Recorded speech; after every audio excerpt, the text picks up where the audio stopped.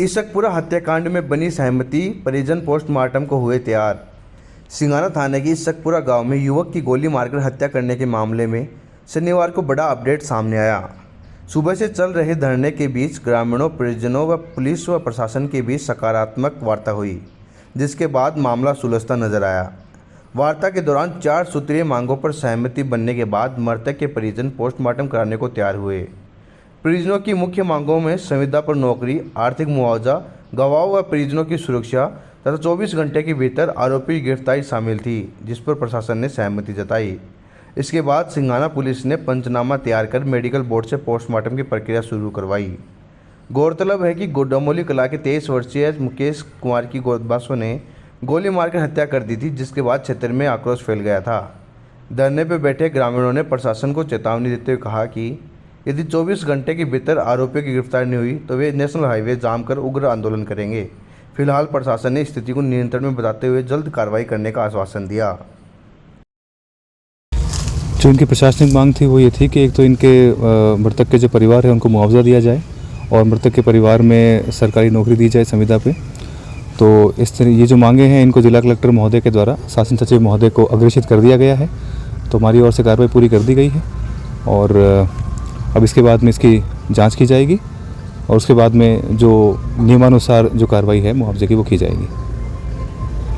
तक मुकेश कुमार की हत्या के मामले में इनके परिजनों और ग्रामीण जनों द्वारा मांग रखी गई थी कि एक तो मृतक के जो परिवार से हैं किसी एक बंदे को संविदा पे नौकरी दी जाए और 20 लाख रुपए का मुआवजा दिया जाए।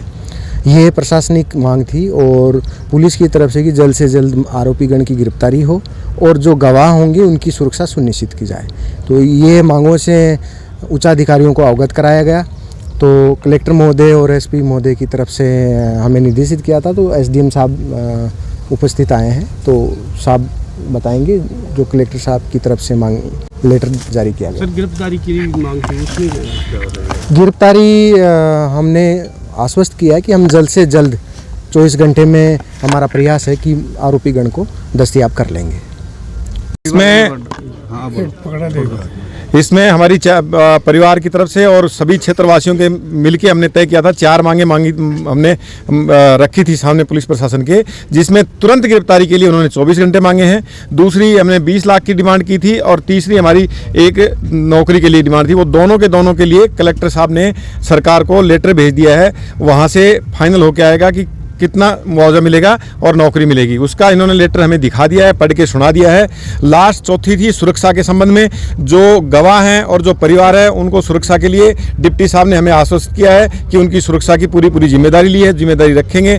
अगर ये धरना हमारी चारों मांगे पूरी नहीं होती हैं, किसी भी मांग में एक में ढिलाई होती है, तो हमारा पूरा का पूरा क्षेत्र दोबारा से कभी भी 24 घंटे नहीं, कभी भी आके धरना प्रदर्शन और रोड जाम कर देगा। अगर इन चारों में से ढिलाई की और चारों में से लगा कि ये मांग नहीं हो रही है, क्योंकि सबसे मेन मुद्दा आ गया सुरक्षा का। एक लड़के के ऊपर फायरिंग हुई थी, उस लड़के की जिम्मेदारी अब पुलिस प्रशासन की है, क्योंकि उस पे अभी अपराधी बाहर घूम रहा है, क्या पता वो दोबारा से अटैक कर दे उसके ऊपर। ये मेन फोकस ये आ गया अभी, क्योंकि उसके ऊपर फायरिंग की थी, वो बच गया है। हो सकता है अपराधी घूम के वापस आए और वो सोचे कि अंदर तो जाना ही है, इसको भी मार के चले, इसलिए उसकी मेन सुरक्षा का प्रशासन 24 घंटे नहीं, लगातार जब तक अपराधी पकड़ा नहीं जाए 24 घंटे 24 आवर्स उसको वो पुलिस के निगरानी में रहे। हमारी ये महत्वपूर्ण मांग है। हमने परिवार के लिए 20 लाख रुपए का तो मुआवजा और सरकारी नौकरी की बात रखी है, उस बात पे इनकी सहमति बन गई। दूसरी, पुलिस ने जो हत्यारे थे ना उनके लिए 24 घंटे का समय मांगा है। तो 24 घंटे का धरने पर जितने लोग बैठे थे, परिवारजन के लोग बैठे हैं, यहाँ के जो क्षेत्रवासी, सब ने 24 घंटे का इनको समय दिया है।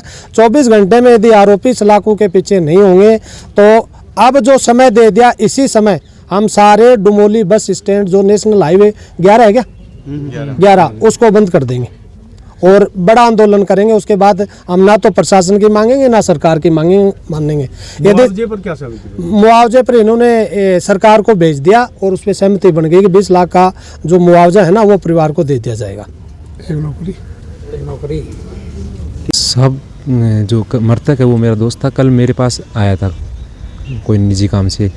तो जैसे ही वो मेरे घर से निकला तो मेरे गांव के मिंटू ने उसके घर के सामने से रास्ता था मिंटू के, तो मिंटू ने अपने घर के सामने रुकवाया और उस पर फायर कर दिया ऑन द स्पॉट और वो वहीं गिर गया। जब मेरे को सूचना लगी तो मैं वहाँ गया और उसको सिंघाना निजी अस्पताल गवर्नमेंट हॉस्पिटल लेके आया। उसके बाद वहाँ डॉक्टर ने बताया कि ये तो ख़त्म हो चुका है।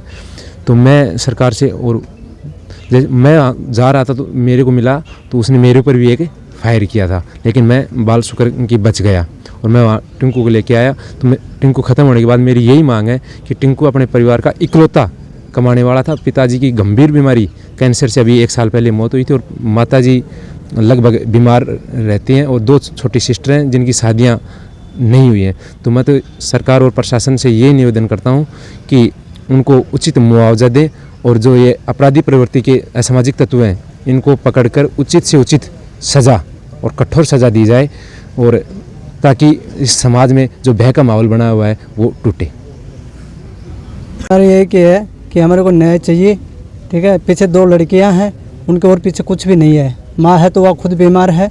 हमारे को चाहिए न्याय चाहिए ओनली। जो मुजरिम है तुरंत उनको गिरफ्तार किया जाए और जो मांगे या तो बच्चे को नौकरी दी जाए या हमारे को 20 लाख का मुआवजा मिलना चाहिए। हमारी यही मांगे हैं।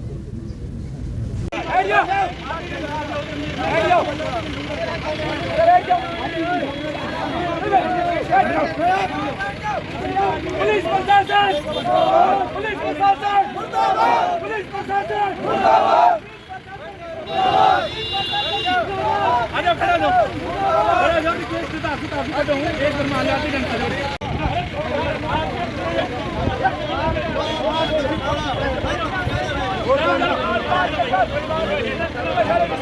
होगा। रोड जाम करनी है या अपन को जब तक धरने पे बैठना है या कोई और होगी, आपकी सहमति से सारा काम होगा।